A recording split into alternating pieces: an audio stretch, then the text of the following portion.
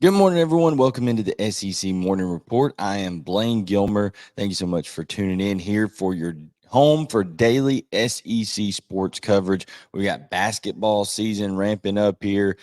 Baseball will be right around the corner. There's already some fall ball games going on that I've seen, some scrimmages and stuff like that. But it is all about football season right now. And guys, not only is it just football on the field, big matchups this weekend, there's also some recruiting battles going on out there.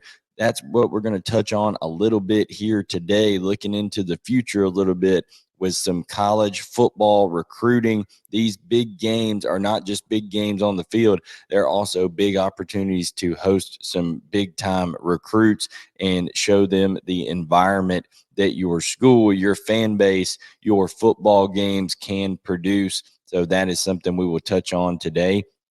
Guys, you need to make sure that if you are going to wager on games, if you are going to put a little extra on it, so to speak, that you need to head over to Bet Online.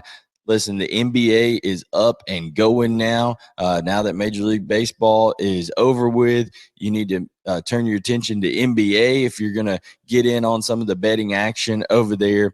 And Bet Online is the top spot for all of your NBA action this season. Also, the NHL is in full swing right now. Of course, NFL and college football are still going on. So you can get all your wagering news, odds, trends, and predictions over at Bet Online.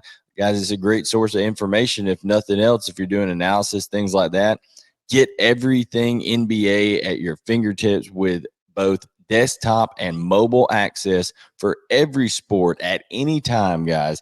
Bet Online. You need to head over there today and get in on the action. Don't forget to use the promo code. Yeah, we got a promo code for you. 50% welcome bonus on your first deposit if you use the promo code BELIEVE. That's BLEAV. That's BLEAV on your first deposit, and you receive a 50% welcome bonus, guys. That's halfway to a profit right there. So just help yourself out a little bit and do that. Bet Online, where the game starts. So thank you so much for tuning in. Let's talk a little bit about recruiting. Guys, can you imagine if you were the Georgia Bulldogs and you see this home schedule to start off the year, and it's kind of like, I don't know. I mean, if you're a season ticket holder, if you're a recruit looking at it back in the spring or the summer, trying to plan out visits and all that kind of stuff, and you look and you're like, man, is there going to be any great, big contest that I need to go to over there to go see the Georgia Bulldogs in Athens? I kind of want to see different things. Some of these recruits now are like, I kind of want to go see Dion out in Colorado. I know I want to go see that LSU Alabama game. I want to go over here and see Florida play. All these different kind of games. Texas and Oklahoma are inviting me. But then lo and behold, it comes down and the first college football playoff rankings come out, and Georgia is number 2 and Missouri is number 12. And all of a sudden you've got something to go watch and something to go be a part of, a happening over there. And all of these games, whether it's LSU, Alabama, going to be a huge recruiting weekend down there in Tuscaloosa. They provide these huge recruiting opportunities, guys, that allow people to see, okay, when the chips are down, when these fan bases are in the thick of it, when these teams are fully engaged and everything stops in these college towns and turns its attention toward what's going on that gridiron, what is that experience going to be like? What am I going to get to see? What am I going to get to feel? What am I going to get to experience in those kind of opportunities? And Georgia's going to have some guys, of course, that are on campus this weekend that are already committed to him. Dylan Raiola is a guy that, if you've been following football recruiting at all, shocker, Georgia's going to get a big-time quarterback recruit in.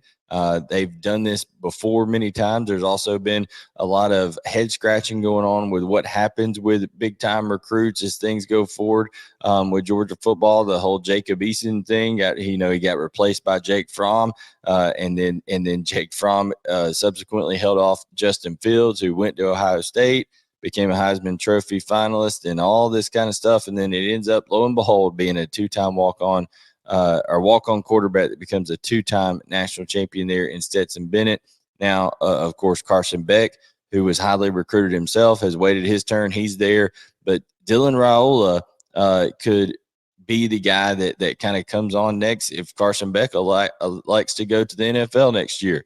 And he would be right there in the thick of things once January comes around, trying to compete with Bryant Vandegrift, with Gunnar Stockton for the job next year if that does happen. He's there pretty much at every home game now with him being at Buford High School in the state of Georgia. And he's going to be trying to recruit guys like Terrell Anderson, who's a wide receiver commit at NC State. Georgia has flipped NC State commits just as recently as the last cycle. Kyron Jones, a guy who was a defensive back commit for NC State, ended up flipping to Georgia right before the signing period happened. And then, of course, they've got Cam Michael that is going to be there. He's a guy that is a defensive back from inside the state of Georgia, from the Statesboro area. And the thing about Cam Michael is he's one that not only Georgia is going after, but also Colorado. And Colorado is also going after Jordan Seaton, who Georgia and Alabama are recruiting. Alabama recruiting Jordan Seaton very, very hard, a top priority, maybe in their entire class. And guys, it just goes to show how national this thing has become. Okay. Dion, especially, is really doing everything he can to try to capitalize on every little bit of momentum that he's created at Colorado this year. He's a guy that players relate to, and he's getting a lot of these SEC big-time prospects out there to visit, guys like Draylon Miller, who decommitted from Texas A&M not too long ago.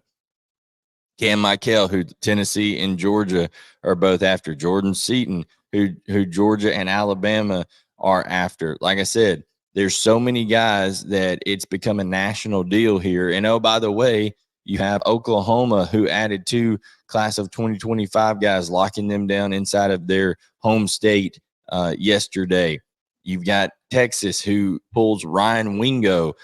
Speaking of Missouri thought they were going to have Ryan Wingo, a receiver, out of their area. Okay.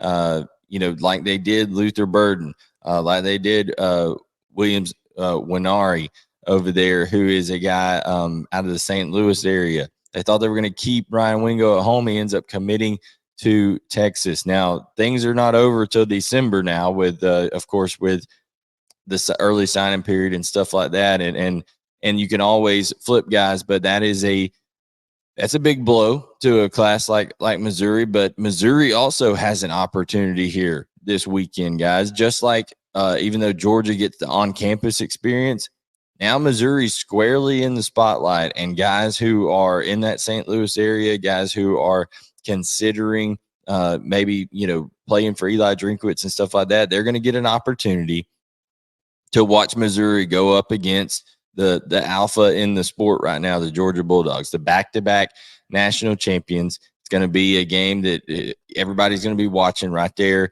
at that 3:30 window, and how they perform in that game. And if they seize on that opportunity, that could really, it's a huge recruiting opportunity. And I'm sure Eli Drinkwitz will use it as such if they're up at halftime on Georgia, if they were to do what they need to do to win the game versus Georgia, he will speak directly to recruits in that situation, as all good coaches do. They should always be recruiting.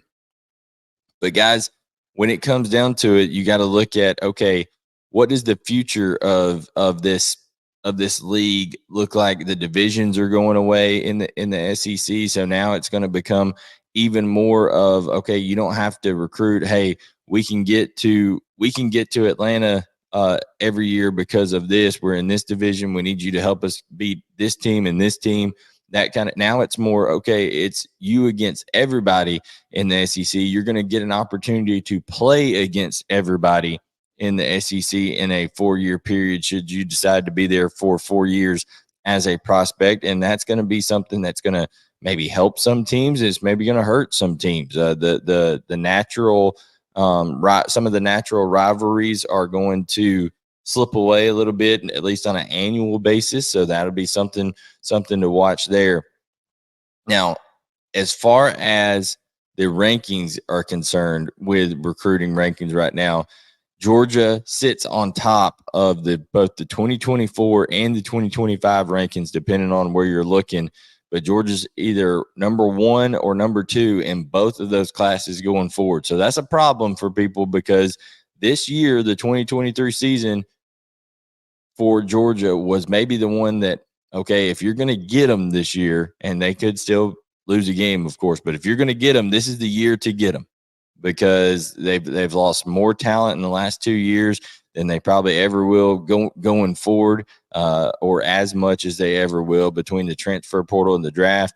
Lost a two-time national championship quarterback, lost some big linemen, things like that, and this was the year to kind of pounce on them if you were another team. So we'll see how that plays out for the rest of college football. But right behind it, you got classes of 2024 and 2025 that are ranked either number 1 or number 2 in the country, depending on which recruiting service you look like. Also, 2 classes that are very, very interesting in this cycle are Florida, who is at number 3 or number 4, depending on where you look. Billy Napier continues to do a really good job of emphasizing the importance of recruiting, something that, just look at the post-game press conference, the little dig that Kirby Smart got in on Dan Mullen for Mullen picking Florida to win that game. He said, I thought Mullen was supposed to be my friend, but, then again, he didn't really like to recruit that much. So a little dig at Mullen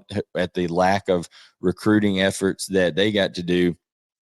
Listen, Florida is a school that should always recruit at an elite level. I mean, there is zero excuse for the Florida Gators not being able to be absolutely elite when it comes to being able to bring in pro prospects. Now, one that is going to be in attendance this weekend is Jeremiah Smith, a 5-star, the number 1 player in the class of 2024 receiver. He's committed to Ohio State. He's been committed to Brian Hartline and Ryan Day in Ohio State for a long time, but he continues to make visits, especially in the Sunshine State. Jeremiah Smith, I saw him in person when he came up to Georgia for a visit. And I don't know that I've seen a receiver out of high school that is more smooth in his actions and just more naturally gifted than Jeremiah Smith. That would be a enormous pull and a game changer. You're talking about a type of receiver that literally, like Luther Burden is for Missouri, like you're talking about when Brock Bowers was on, healthy for Georgia, a guy that you have to change your game plan for. That's the kind of prospect we're talking here in Jeremiah Smith. So him being able to visit that Florida team, and them being able to have a home game environment to impress him, in front of, once again, that is going to be huge. Now, that line continues to drop over there between Florida and Arkansas, partly because Shamar James, starting middle linebacker, he's going to be out for the remainder of the season. They found out this week. So I think that's part of this line dropping a little bit. Does Arkansas maybe have an opportunity there to kind of upset the apple cart a little bit on that one? Florida is also going to host some guys who are committed elsewhere other than Jeremiah Smith. They're going to host Jameer Grimsley, who is a Alabama commit. He's a cornerback, guys, that's out of Tampa, Florida. He'll be in attendance at the Swamp. You have Jordan Pride, who's a safety out of Blountstown, Florida, committed to Texas A&M. And you have a running back in Jaden Baugh, who's from Decatur, Georgia. Jimmy Smith, the running backs coach at Arkansas, was a big time high school football coach at Cedar Grove out of Ellenwood, Georgia. So not far down the road from him and his roots. He's an Arkansas commit that is going to be in town visiting Florida as well. And Florida's not the only one who's doing this as well. Of course, Alabama has Mizzou commit Elias Williams coming in out of the state of Florida, and also DeMarcus Riddick. Yes, that DeMarcus Riddick, who was a 5-star recruit that was committed to the University of Georgia for a long time. He's out of Clanton, Alabama down there, and he flipped from Georgia to Auburn. But now this weekend, he's going to be in Tuscaloosa taking in a big matchup between LSU and Alabama. Guys, you have to wonder, if you went back through the years, how many dozens and dozens of just pro prospects have come through and visited those unbelievable games between LSU and Alabama over the years. Unreal. Some of the environments, some of the matchups, the memories that those games have produced between LSU and Alabama. And now you're going to get to see a team that I think at its root, at its core, is more Saban-like and Saban-esque than any team we've seen over the last 4 or 5 years, with Tua and with Bryce Young and things like that. I think this team, even with some of its perceived warts and flaws, is one that Nick Saban is very, very proud of. I think he's one that he enjoys coaching a lot, with guys like Deontay Lawson and Caleb Downs on the defensive side of the ball. I think this team just fits Nick Saban's personality better. I think he's having fun coaching this team. I think he's appreciating coaching this team. And if he is going to be around for a few more years, some people are out there floating it, hey, this could be Nick Saban's last year, things like that. But if he's going to be out there and be around for a few more years, guys, then you know he's going to just relish this opportunity for those guys who are committed elsewhere, to bring them in and show them, hey, why would you want to go anywhere else when you can come here to Tuscaloosa and you can have these kind of matchups where literally everyone in the town in Tuscaloosa is just solely focused on what you're doing on Saturday evening there against a team like LSU for SEC West supremacy on the line, opportunity to kind of get in that driver's seat to head to Atlanta, an opportunity to try to restore Alabama to where it feels like it should rightfully be, and get a matchup with what they perceive to probably be Georgia down the line in Atlanta. And truly, this is a history-making weekend, guys. This is our last weekend of – not our last weekend. This is our last year of seeing, okay, who wins the division to get to Atlanta. It's not – the divisions are going away, but the storylines of, okay, now are if we win this game and this team loses, we're in the driver's seat to go to Atlanta and things like that. Now it's just going to be 16 teams thrown in there, with Texas and Oklahoma coming in, who, by the way, speaking of recruiting, those two are really, really surging right now, like I mentioned before, and they're going to make things difficult on some of these traditional SEC powers when it comes to recruiting and expanding their reach a little bit more into these SEC territories, which everybody's already in Florida and Georgia and even the Carolinas to a certain extent, and then these other SEC teams are going to be pouring into Texas, reaching into Texas and things like that, going all the way to California.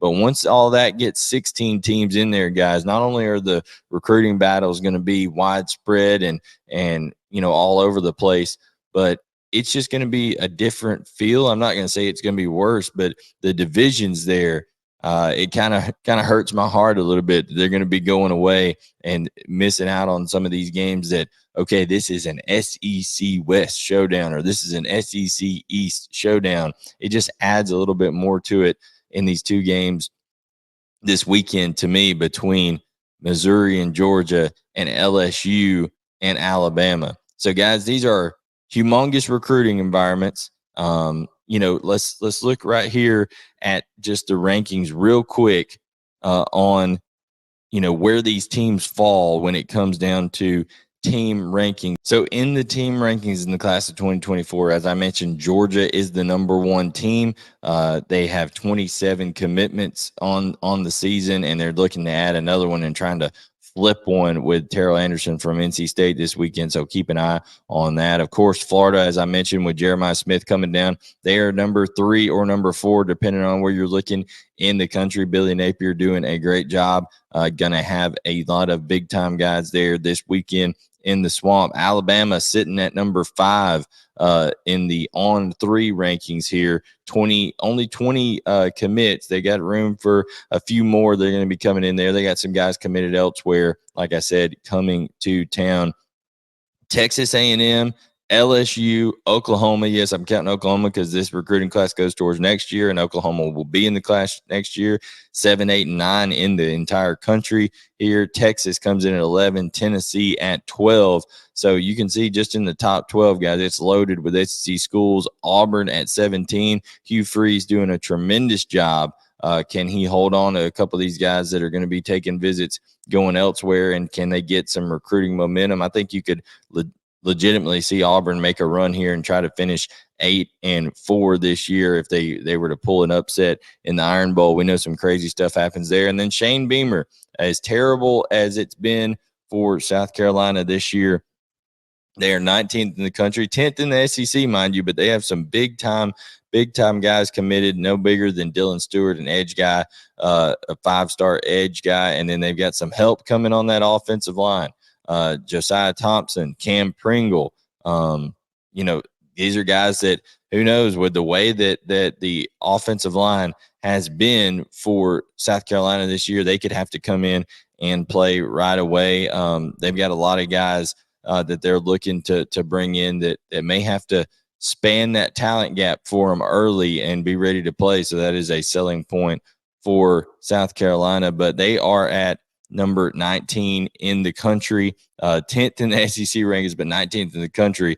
Arkansas is at 20, Ole Miss at 21, Kentucky at 24 in the country. So nearly every SEC team, guys, in the top 24 in the country. It shows you how competitive it is for high school recruits out there, what the NIL era has brought to us in terms of balancing things out a little bit with what drives the economy. It's scarcity. There's only so much money to go around, and that is one thing that bring things into focus there. And of course, you got Colorado and the Dion effect trying to get in on all those guys. So guys, I hope you've enjoyed us talking a little bit of college football recruiting here this weekend and what it means for these big teams coming up in these big game environments. Thank you so much for being here with us. Like, subscribe, turn on notifications. That's all free, guys, and it just helps us out a ton. So hit that thumbs up button if you're in here.